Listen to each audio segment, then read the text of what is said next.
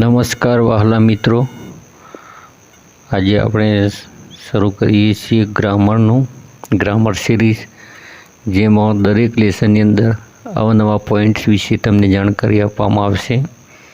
આ જે ગ્રામર છે તમને સ્પર્ધાત્મક પરીક્ષાઓ માટે પણ ઉપયોગી થશે. તેમજ જે પ્રાથમિક શાળા છે એટલે કે 1 થી 8 ધોરણના જે બાળકો ભણી રહ્યા છે તે પ્રાથમિક કક્ષાનું આ ગ્રામર છે, તો તેમને પણ ખૂબ જ ઉપયોગી થશે.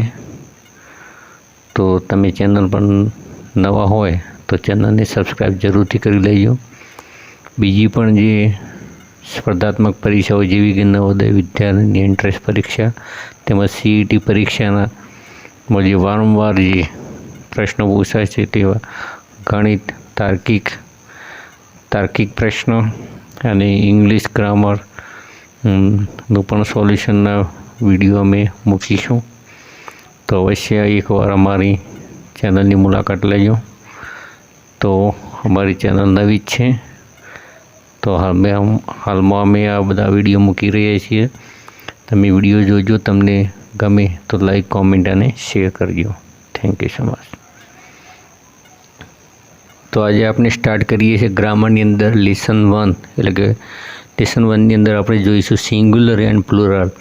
સિંગ્યુલર એટલે કે એકવચન અને પ્લુરલ એટલે કે બહુવચન. તો એકવચન અને બહુવચનના શું નિયમો હોય છે તેની જાણકારી આપણે આ વિડીયોની અંદર મેળવીશું. તો આપણે રૂલ્સ દ્વારા સમજીએ કે એકવચનમાં A કે N મૂકવો જોઈએ, એટલે કે એકવચન હશે ત્યાં A કે N લાગેલો હશે. તો મિત્રો તમારે સમજી લેવાનું કે તે એકવચનમાં છે, એટલે કે એક જ વસ્તુના સંદર્ભમાં છે. હવે નિયમ 2 છે કે બહુવચનમાં A કે N આર્ટિકલ મૂકાશે નહીં. એટલે કે જ્યારે કોઈ બહુવચન લખેલું હોય તો દાખલા તરીકે અમ્બ્રેલા, પછી છે બર્ડ્સ, ડોન્કીઝ, DISS, ડીસીઝ, એટલે કે અહીંયા S લાગેલો છે. તેવી રીતે અહીંયા પણ S છે, અહીંયા પણ S છે, અહીંયા ES છે. તો જે બહુવચન લાગેલું હોય છે ત્યાં એની આગળ A કે N આર્ટિકલ લાગશે નહીં. અહીંયા મિત્રો દેખો, અહીંયા a dish, a donkey, a bird and umbrella, તો અહીંયા A કે N આર્ટિકલ લાગે છે, કેમ કે આ બધા જે શબ્દો છે કેવા છે, એક વચનમાં જ આપેલા છે. તો એક વચનમાં હંમેશા A કે N આર્ટિકલ લાગે છે, જ્યારે બહુવચનમાં A કે N આર્ટિકલ મૂકાશે નહીં.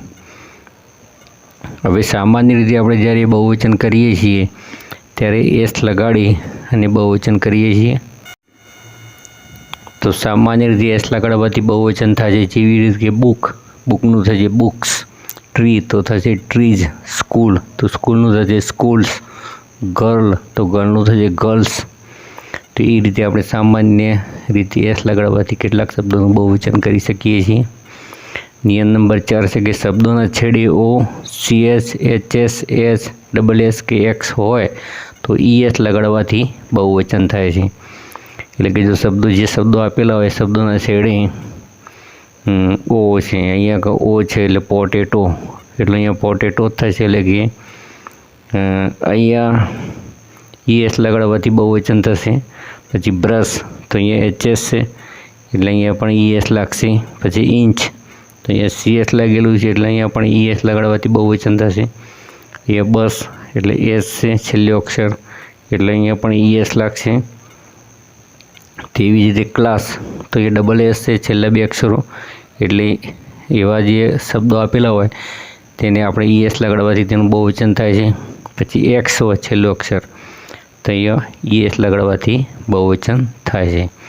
તો મિત્રો ખાસ તમારે યાદ રાખવાનું છે કે શબ્દોના છેડે જો O, CH, HS, S, SS કે X હોય તો ES લગાડવાથી બહુવચન થાય છે. તો હવે આપણે નિયમ નંબર 5 જોઈશું. વ્યંજન પ્લસ Y હોય તો Yના સ્થાને IES મૂકવાથી બહુવચન થાય છે. વ્યંજન પ્લસ Y એટલે કે છેલ્લો અક્ષર Y હોય અને Yની પહેલાં શું હોય, વ્યંજન હોય, તો Yનો લોપ થશે, એટલે કે Yને કાઢી નાખી તેની જગ્યાએ IES લગાડવામાં આવે છે. જેવી રીતે સ્ટોરી તો એ છેલ્લો અક્ષર Y છે, Yની પહેલાં શું છે, R એ વ્યંજન છે, એટલે કે અહીંયા Y નીકળી જાય છે અને IES લાગશે. તેવી રીતે સિટી તો એ છેલ્લો અક્ષર Y છે, Yની પહેલાં શું છે, વ્યંજન છે, એટલે અહીંયા વાય નીકળી જશે અને IES લાગશે. તેવી રીતે લેડી, તો એ છેલ્લો અક્ષર શું છે? વાય. વાયની પહેલાં શું છે? વ્યંજન, એટલે વાય નીકળી જશે અને IES લાગશે. તેવી રીતે અહીંયા બેબી, તો છેલ્લો અક્ષર છે વાય. વાયની પહેલાં શું છે? વ્યંજન, તો એ વાય નીકળી જશે અને વાયની જગ્યાએ શું લાગશે? IES પ્રત્યય લાગશે. તો આ નિયમ નંબર 5 હતો. હવે મિત્રો આગળ જોઈએ નિયમ નંબર 6. તો સ્વર પ્લસ વાય હોય તો ફક્ત એસ લગાડવાથી બહુવચન થાય છે. એટલે કે છેલ્લો અક્ષર વાય હોય અને વાયની પહેલાં શું હોય? સ્વર. તમને સ્વરોની ખબર જ છે કે A, E, I, O અને U આ 5 સ્વર છે. તો દાખલા તરીકે ડોંકી, તો છેલ્લો અક્ષર વાય છે. વાયની પહેલાં શું છે? આ ઈ, તો એ ફક્ત એસ લગાડવાનો છે, વાયને કાઢવાનો નથી. પછી ડી, તો એ છેલ્લો અક્ષર વાય છે. વાયની પહેલાં શું છે? સ્વર, તો અહીંયા શું લાગશે? ફક્ત એસ લગાડવાથી એનું બહુવચન થશે. એવી રીતે મંકી, તો છેલ્લો અક્ષર વાય છે. વાયની પહેલાં શું છે? સ્વર ઈ, એટલે અહીંયા એસ લગાડવાથી બહુવચન થશે. તેવી રીતે બોય, તો અહીંયા છેલ્લો અક્ષર શું છે? વાય. વાયની પહેલાં શું છે? સ્વર છે, એટલે કે અહીંયા એસ લગાડવાથી બહુવચન થશે. હવે આપણે નિયમ નંબર 7 જોઈએ.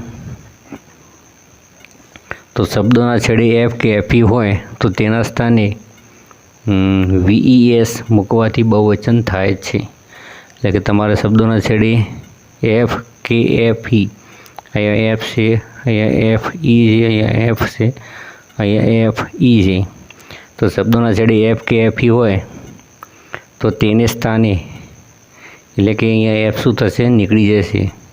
એફ કે એફઈ હશે તે નીકળી જશે અને તેને સ્થાને VES લાગશે. VES દેખો અહીંયા લીફ, એટલે એફ નીકળી જશે અને VS લાગશે એટલે લીવ્સ થઈ જશે. લાઈફ, તો લાઈફનું બહુવચન થશે લાઈવ્સ. પછી છે લોફ, LOAF લોફ, તો એ એફ નીકળી જશે તો LOAVES લોવ્સ. પછી અહીંયા વાઇફ, વાઇફનું થશે વાઇવ્સ, એટલે કે અહીંયા એફઈ નીકળી જશે અને VES પ્રત્યે લાગશે એટલે કે વાઇવ્સ થશે. પછી આગળ આપણે છેલ્લો નિયમ દેખીએ. તો કેટલાક બહુવચનના અનિયમિત રૂપો છે, એટલે કે તેનું બહુવચનના કોઈ ચોક્કસ નિયમ નથી પણ અનિયમિત રીતે બદલાય છે એના. તો મેનનું થશે મીન, વુમનનું થશે વુમેન, ચાઇલ્ડનું થશે ચિલ્ડ્રન અને ફૂટનું થશે ફીટ અને ટૂથનું થશે ટીથ. તો આવા જે મિત્રો જે શબ્દો આપેલા હોય તો એમના બહુવચનના તમારે યાદ કરવા જરૂરી છે. તો આવા જે અનિયમિત રૂપો જે આપેલા હોય તે તમારે એનું બહુવચન યાદ કરી નાખો. તો મેનનું મીન, વુમનનું વુમેન, ચાઇલ્ડનું થશે ચિલ્ડ્રન, ફૂટનું થશે ફીટ, ટૂથનું થશે ટીથ. અને એક સામાન્ય જાણકારી પણ મગજમાં રાખવાની છે કે સ્વર, તો સ્વર 5 છે: A, E, I, O અને U. હવે આના આધારિત આપણે એકવચન અને બહુવચનના જે એટલે કે એ વચનમાંથી બહુવચન કરવાના જે આપણે રૂલ્સ જોયા તેના અનુસંધાનમાં આપણે કેટલાક શબ્દો અહીંયા લખ્યા છે તેનું સોલ્યુશન તમે જાતે જ કરજો, જેથી કરીને તમને એ વચન કે બહુવચનના કેટલા નિયમ તમને યાદ રહ્યા તે તમને ખ્યાલ આવે. તો એના માટે અહીંયા આપણે રજૂ કર્યું છે કે નીચેના શબ્દોના બહુવચન લખો.